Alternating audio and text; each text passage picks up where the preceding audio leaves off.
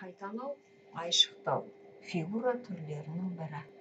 Ол сөз әсерін, айтар ойды күшейте түсу үшін бір сөзді немесе сөз тіркесін бірнеше мәрте қайталап қолдану тәсілі. Қайталаудың бірнеше түрі бар: анафора, эпифора, аллитерация, ассонанс. Анафора өлеңнің әр жолы немесе әрбір ой ағымы бір сөзден басталып отырады.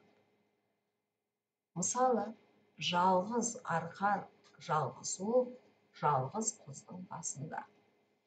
Бұл өлең жолдарында жалғыз сөзі өлеңнің басында тұр. Яғни өлең жалғыз сөзінен басталып тұр.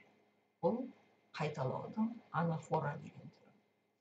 Эпифора өлеңнің әр жолының немесе ой ағымының соңындағы бір сөз бірнеше рет қайталанады.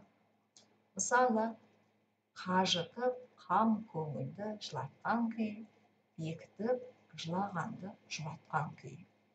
Өлең жолдарында күй сөзі соңында қайталанып отыр. Бұл эпифора болып саналады.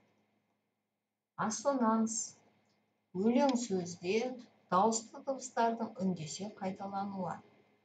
Ассонанс сөздің интонация, музыка мәнін, экспрессивтік эмоционалдық бояуын күшейтіп, ерекше елеулі тұсты дыбыстандырып, ой сезімнің әсерлігін арттырады.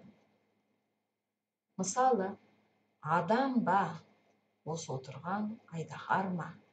Ауылдан ажал мені айдаған ба? Ақ көбек күй айтқаны осы болып, алдына жарлықпен қан байлаған ба?